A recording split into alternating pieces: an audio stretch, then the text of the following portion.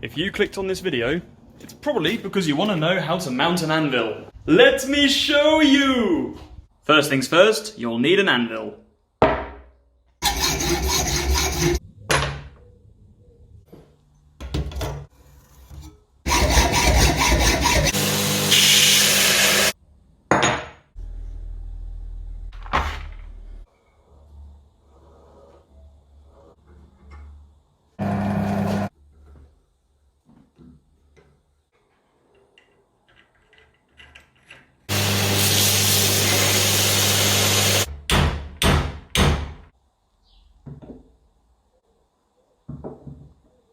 Something like that?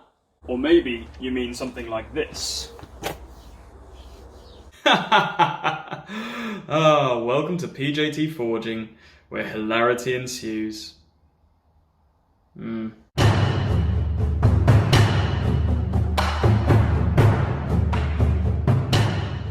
Well, all jokes aside, this is pretty much the basic premise for what we're going to be doing. Obviously we're not going to be tapping and dyeing, because I'd probably need like a 2-inch tap, but that's basically what we're going to be building. So this is my old anvil, and don't get me wrong, it's been an absolute workhorse. There's nothing really wrong with it, but the only real issues I've had is that if you look on the top, if you put something flat on it, it's not level. You see that gap in there? Which makes it really difficult when you're trying to make something flat, because you're constantly fighting this dip, and it's also got a bit of a sort of a radius going the other way as well over the top. For that reason alone, it can be a little bit difficult. Plus the fact it's got things like a few score marks in from angle grinders, which a lot of which are my own fault. But overall, it's in pretty good nick. The stand, that was never really thought out. That was literally just a bit of a, I've bought an anvil, now I need to put it on something. So this time around, I'm actually going to try and build something that's substantial and, you know, is designed for the use. Which brings us neatly onto the new anvil I've bought. This thing is an absolute beast. It weighs probably about 1.5 times the other one, even though it doesn't look that much bigger. And I got really lucky with this. It just happened to be for sale not that far from where I was living at the time. And I went to go and have a look, and I picked it up on the day. I was just absolutely in love with it. It's huge, it's heavy, and it's completely flat. There you go. You can see there, besides a tiny, tiny little gap there, it is about as good as you're going to get for something its size and age. I'm completely in love with it. It has amazing rebound. I tested that before I picked it up. And I like the fact that on this one, it's got both the pritcher hole up here, not down here, so you can actually put things all the way through. Whereas on the other one, it was only about that deep. So all in all, it's just a nicer, heavier, bigger, stronger, better. So for the legs, obviously I'm not going to be using the same stock. I'm going to be using some 50mm square stock, which has 5mm walls. What I will then do is fill the legs with sand to both deaden the ring and make it heavy so that the base won't shift around at all while I'm using it. For the plate, I've got literally a piece of 10mm thick plate, and that'll do to that, and I'm just going to weld the legs on. What I'll also do is I'll put some supports in between them on the larger thing just to make sure they don't sort of buckle and to give the welds a bit of extra strength. So, without any further ado, let's take some of this square stock and let's go and measure out some legs. We're going to be putting a 10-degree angle on this cut. It's about there. Alright, cover your ears, because that's exactly what I'm going to do.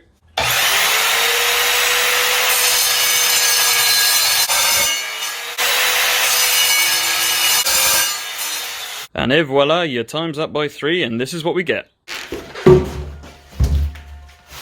This is the plate, and that should be 40 by 40 centimetres. It's a little bit under that way, but it's as near as damn it. Certainly fine. And that is one big hunk of plate. So I've previously measured the bottom of the anvil, and it's 31 centimetres by 34 centimetres, so I'm now going to mark that out on this plate. Right, there it is marked up. Now we just got to cut it out.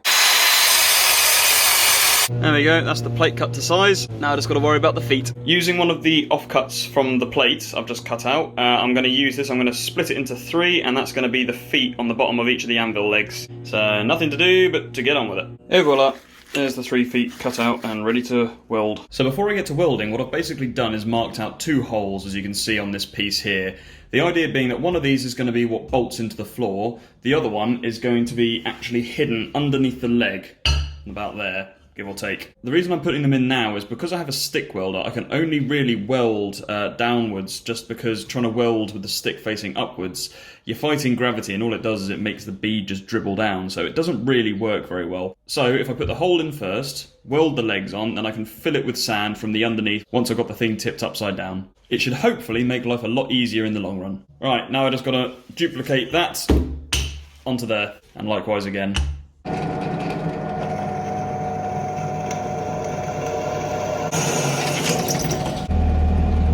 There you go, like that.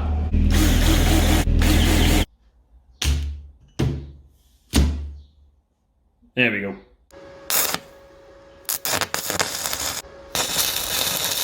Right, that's got the 4 corners tacked. Now I just need to actually run a bead.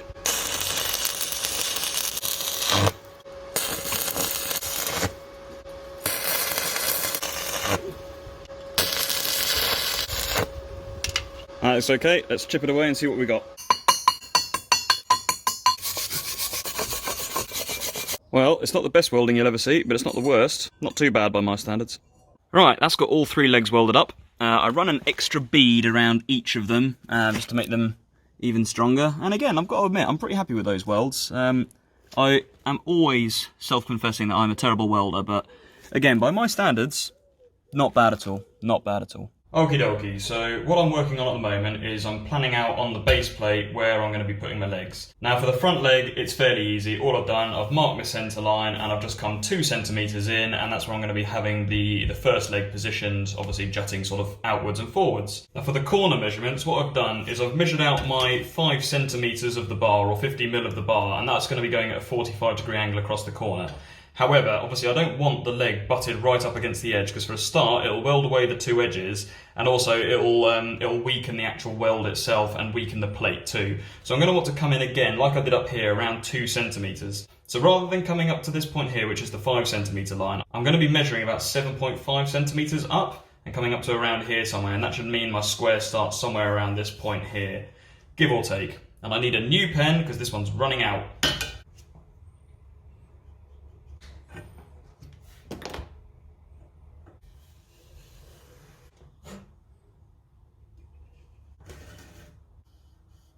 There we go, that's the 2 legs marked. Now we've got to get back to welding.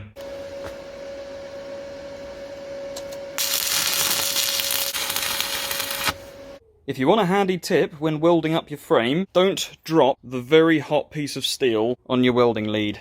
That's really annoying. We'll have to fix that before we carry on.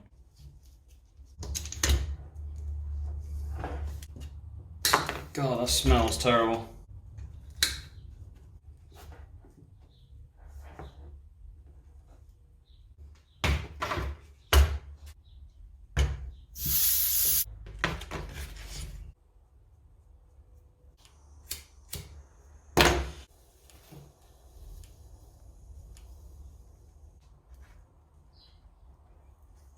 Right, hopefully that'll hold. Either that or there's about to be a fireworks display.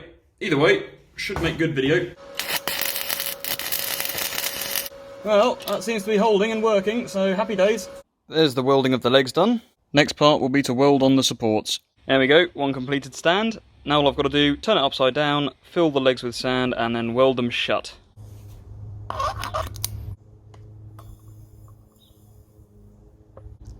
This may take a while.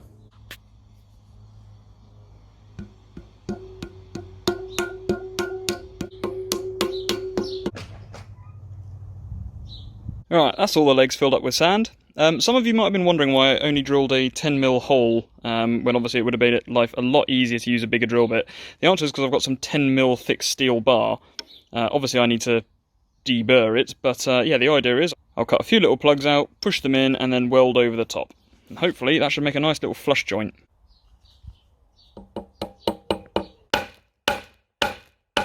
It's almost riveted it. Don't even know if I'm going to need to weld that. Not pretty, but when I grind it back, hopefully that should be flush.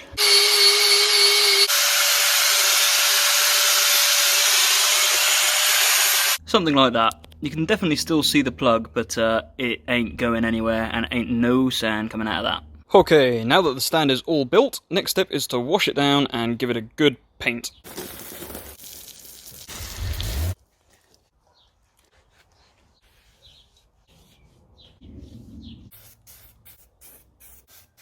All done. Now we just have to wait a couple of hours for it to dry. Right, we are making good progress. However, before we go any further, there's a couple of things we need to talk about. The first of these is that we need to talk about the height at which we're going to be mounting the anvil. We've got our anvil. I'm going to be explaining the theory using the props here, just because it's a lot easier than me trying to move around the actual anvil. So yeah, we're going to be going to scale with this. Here is me. Actually, do you know what? It doesn't really look that much like me. Hang on 2 seconds. My God, it's uncanny. Alright, all jokes aside, if you've ever seen or heard or researched anything to do with mounting an anvil or building an anvil stand, you'll have probably heard of knuckle height. Now, knuckle height is kind of what it says on the tin. It's literally the height at which, when your arms are at rest, your knuckles reach. Ideally, what you want to be aiming for is the face of your anvil to be bang on where your knuckles are with a relaxed hand. The idea of that being that you can stand up nice and straight with good posture, and with your hammer swing you can get your full range of movement and get your full force of the hammer blow going into your metal and into the anvil. Now for this chap, this anvil is actually a little bit on the low side because, like I say, when your hand is at rest, you can see this gap here, it is not level. And all that's going to do long term is give you a bad back from hunching over and a tired arm. Now on the other side, if the anvil was too high, you're losing strength with your full range of movement from your blow. So in line with the textbook, you are literally aiming for that perfect distance here where your knuckles would brush against the face of the anvil. Now that said, I don't actually particularly like that rule. I like my anvils very slightly higher than that. The idea being, if I'm holding something with the other hand, i.e. a pair of tongs with a piece of steel in the end,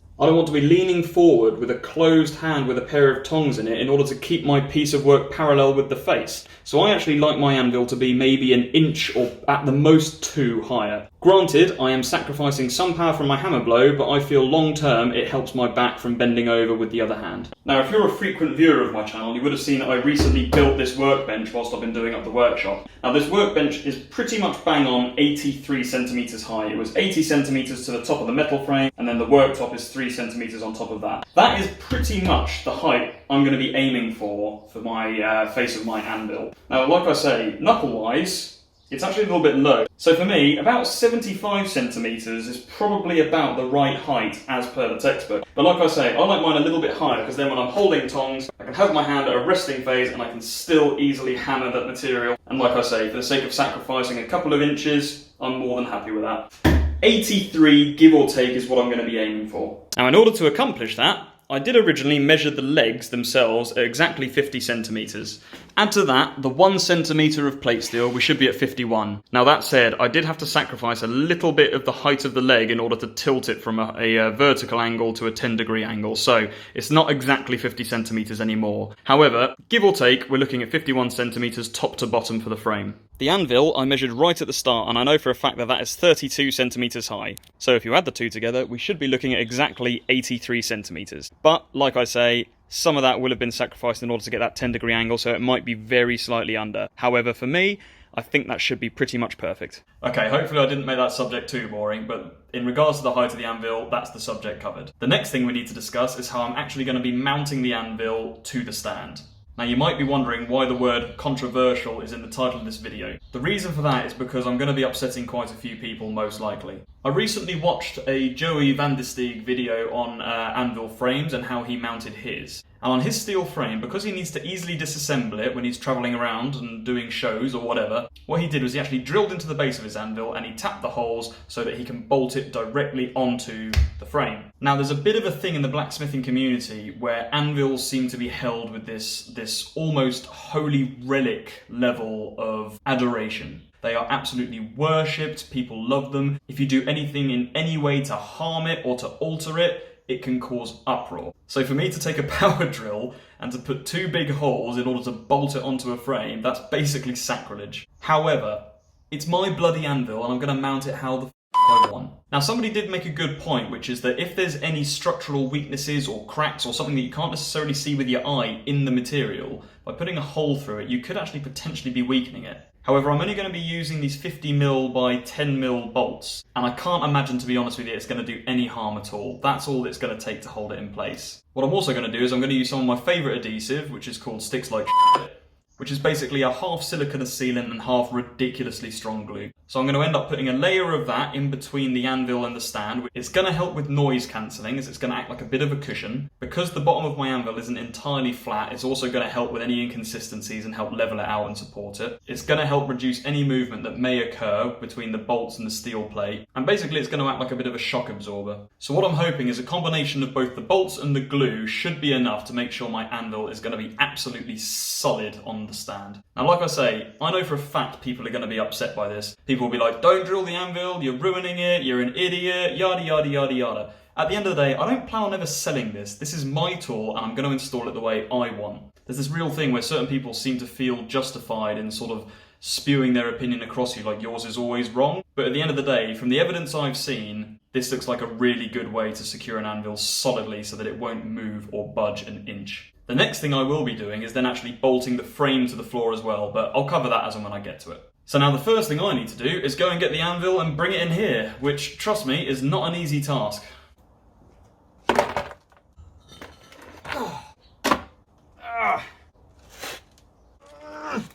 Oh, Jesus.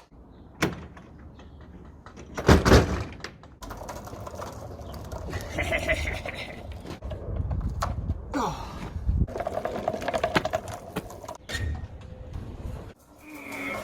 Oh, damn, that didn't work. Oh, there we go. Now I've got to get this little piggy on its back.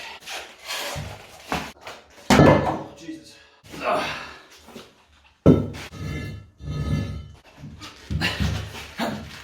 Oh, God. Oh, Jesus. Oh, this is scary. I don't mind if the skateboard snaps, but I don't want it to damage the floor.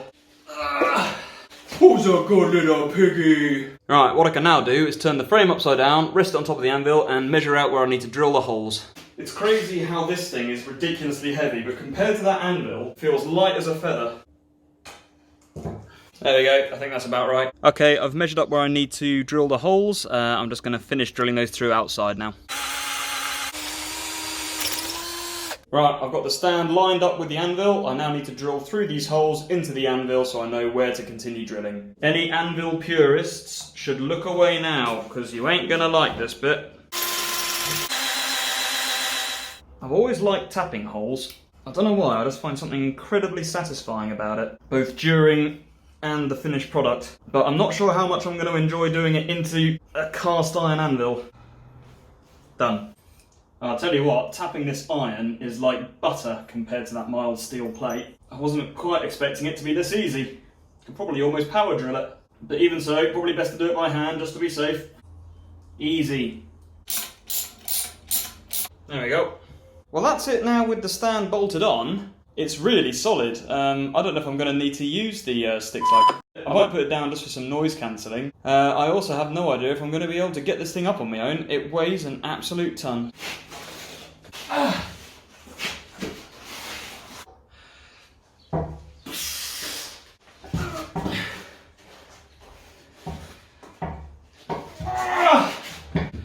No, that's heavy.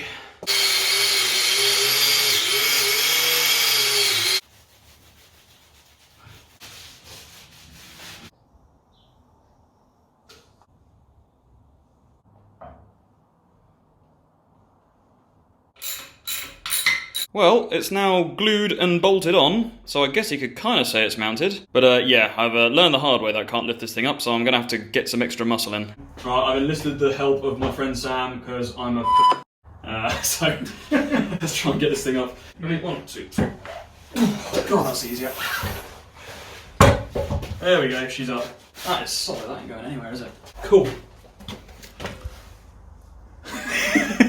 Right, having gotten this thing pretty much to where it's going to be, next step is to grind it down and then rust convert it. Rust converter does exactly what it says on the tin. It basically changes rust into effectively like a primer coat, which means you can then paint. Now, I'm not going to go overboard with the painting, but I think just from a rust protection point of view, I'm going to be using a heat-proof paint. With any luck, that might actually survive the hot steel, although it's only rated to 600 degrees, but with the scale bouncing around all over the place, it might protect it against that. So I need to get grinding and I need to get painting.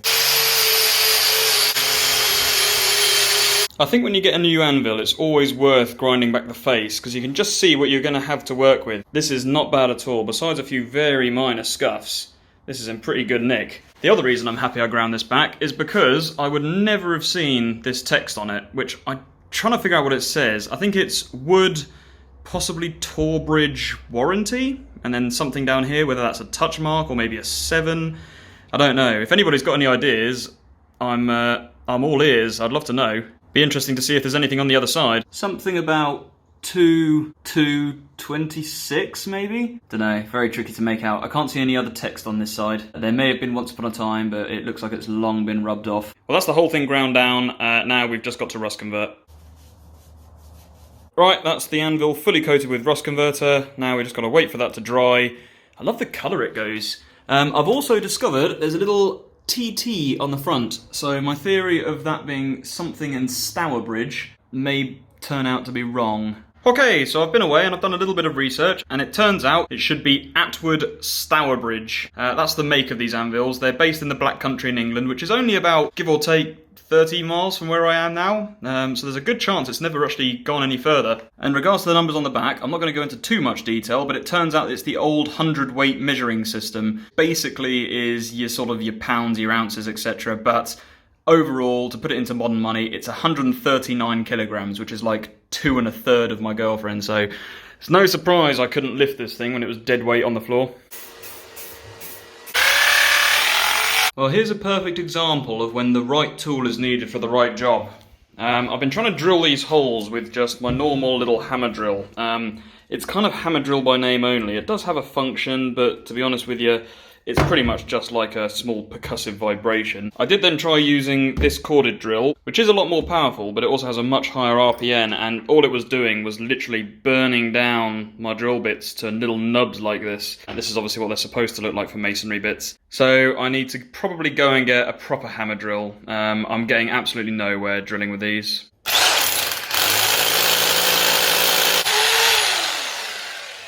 That's not even funny. That literally took like 10 seconds tops. It took me the best part of an hour to drill about 2 centimetres in. So before we start putting epoxy in, we need to give these holes a really good clean. So I'm literally just using a bit of J-cloth and an old drill bit. I'm just trying to scrape out any loose dust, because otherwise all the epoxy will do is adhere to the dust and it won't actually seal with the walls of the hole I've drilled. See all that gunk coming out. Right, the final step now before we bolt the thing down is to insert the epoxy into the hole and screw in the threaded bar. Now I'm using a 2-part concrete anchor epoxy, and it's literally a case of you start feeding it through onto just a piece of paper, or in my case a J-cloth, and you want to feed it through until you start to see a colour change. You're looking for that grey colour, so there. Now you're getting a good mixture. That first part will not set, that has not mixed the hardener with the epoxy. Now we should be able to start feeding this through. You push it right down the bottom and you start feeding your way up. And that should be more than enough. And then when you insert your threaded bar, what you're doing, you need to make sure you're screwing it in, because you want to get all that epoxy into the threads. Otherwise it will not lock in place. Don't worry about the stuff that spills out over the edge. You mop that up later. And there we go. That looks pretty good. And that should probably do. We just got to wait for that to dry and do it 2 more times. Times that by 3. Just as a point of interest, I recorded some footage of myself hitting the anvil with a hammer, both before and after mounting it, just so you can kind of gauge how effective the stand is at reducing the ring. I've tried to sort of duplicate it as close as I can, so I can do a sort of side by side, but yeah, here you go. This is the before. And this is now. And there it is, one mounted anvil. It is not gonna budge an inch, and the rebound on it is absolutely awesome. I cannot wait to start putting this thing to use, but yeah, I'm so happy with the way this thing turned out. I'm under no pretenses. I know that the top surface I painted is going to eventually wear away. I'm not fussed about that. I was just after general protection of the overall thing. I know, like I say, that people are going to hate the way I've done this. They're going to say I've done it wrong, or there's going to be repercussions, or yada yada yada. At the end of the day, this thing is just, it's just beautiful. So I could not be happier. Make of it what you will. If you want to follow my advice, then happy days, go for it. If you don't want to follow my advice, then don't. It's no skin off my back. But if you like this video, like, comment, subscribe, you'll be doing me a huge favour. And yeah, I'll see you on the next one, whenever that will be. Thanks for watching, see you later.